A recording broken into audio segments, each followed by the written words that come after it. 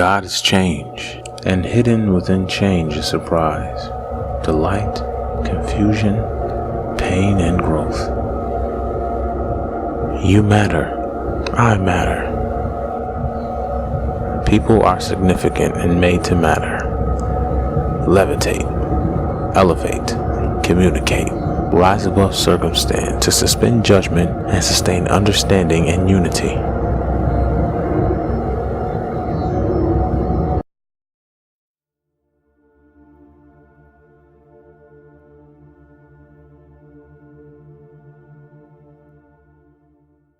I went to this colloquium, this meeting, and an African-American lady presented something, and she talked about race. And she talked about someone who, like me, I'm Caucasian. I don't know if you knew that. And who's with the cause, who's with it. But I can go home, and I can just put it down for a while. If I want to. I can just say, okay, I need a rest. But she said to me, I can't take my skin off. This is me. I live with this. And I'm going like, no, you can't. And what do I do about that? I don't know. Yeah.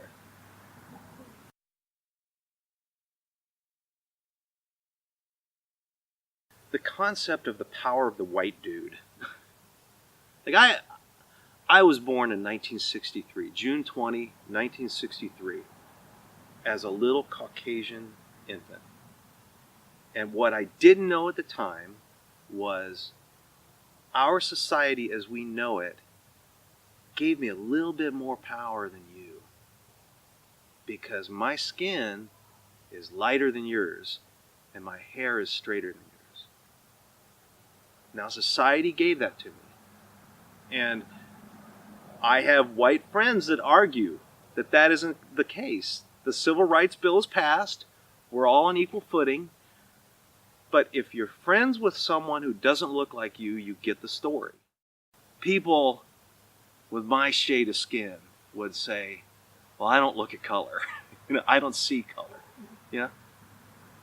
I do. And I have to. I have to, because I have to know that if you don't look like me, you're going through something that I'm not going through. And I need to support you. I don't know how that is. I just need to. And I'm not apologizing for being white. And I don't think you're better than me for being darker than me. I just think I've been given a little bit more power and I've got to lay it down.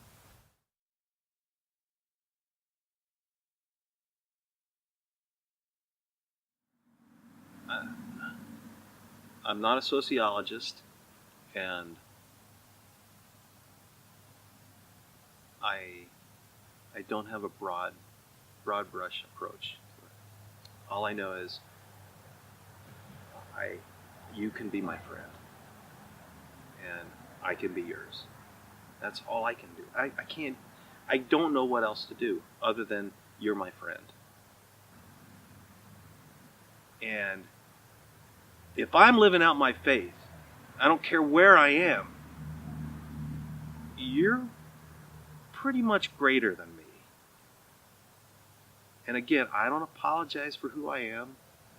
I never expect anyone to apologize for who they're made to be. But I've got a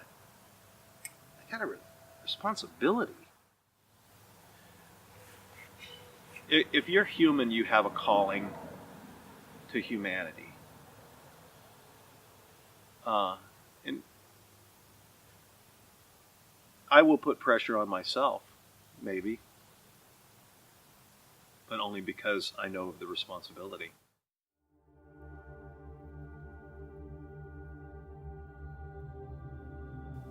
Thus, it needs to start. This is ground zero work we're doing here. Yeah. With the leaders first. Absolutely. But it also needs, at the same time, it needs to be the whole.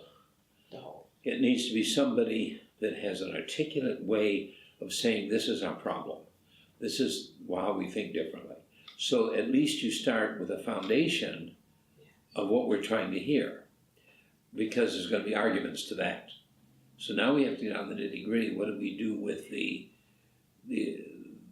opinionated opinions of the person to get them to go through the hoops they have to go through to be able to understand the other person?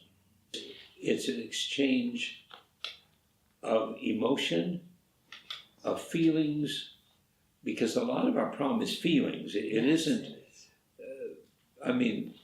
either side would admit, the one side would admit, for instance, abortion's wrong. The other side would totally admit the prejudice is wrong. But they don't realize that we express this all through emotion. Obviously, a person whose grandparents or great-grandparents were slaves is going to feel differently than one who never experienced that emotion. Yes.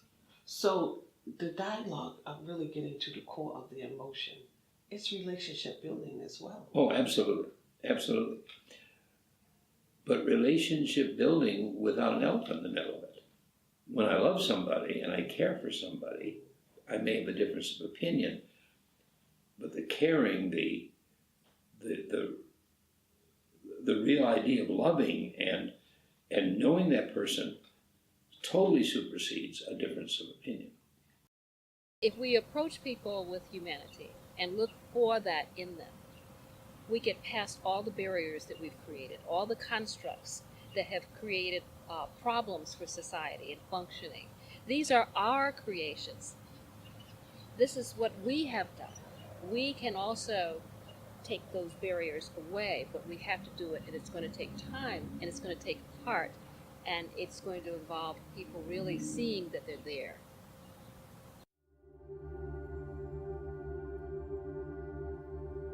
Honestly, my story is probably just like the millions of others African American young males growing up in inner city, single parent household. My mother raised me by herself for a long time up until my stepfather stepped in, which was a little bit later and whatnot.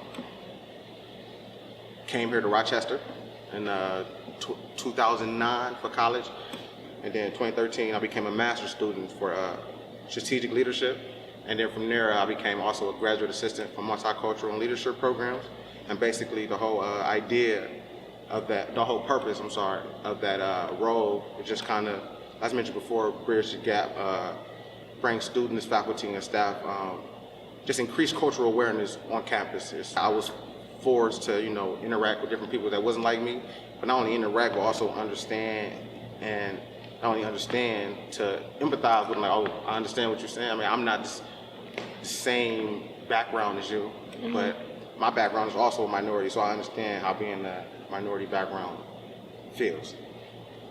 We just wanted the students that was underrepresented, in a sense, to be more so heard and to be celebrated, and let them realize that you're not alone, basically. Your cultures and whatnot will be heard. And as far as what I know about the project, as discussed by the creators, basically a project to help bridge the gap, and connect through openness and understanding.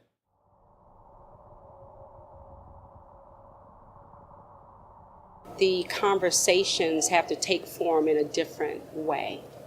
Always think in terms of how can you turn an opponent's view that's different than your view to a view that will benefit the whole. When you have, or you're trying to have a conversation, everybody is coming to the table with what they want their takeaways to be, right?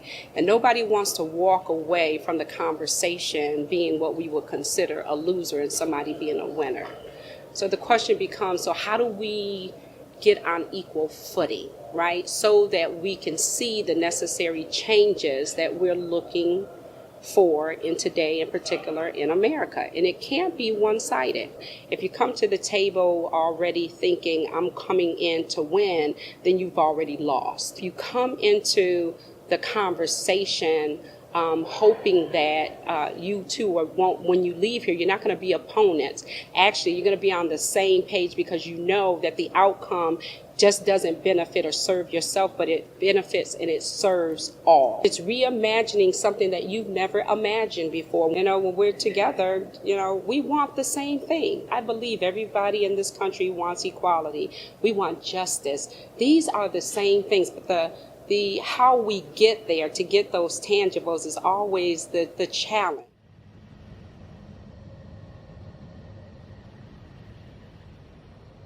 Some people don't want to build a bridge. Some people like to tear bridges down.